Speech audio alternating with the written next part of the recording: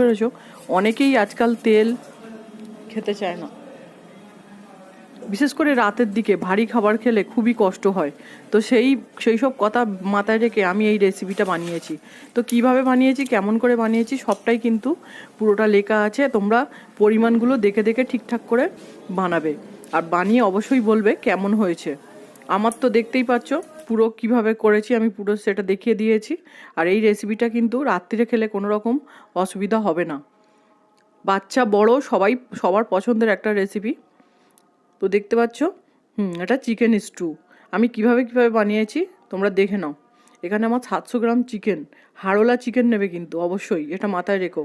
আর সবজিগুলো অবশ্যই তাজা হবে। তো রেসিপিটা আমার হয়ে গেছে। একটা ভালো লাগলে একটা কমেন্ট করো, লাইক শেয়ার সাবস্ক্রাইব করে পাশে থেকো।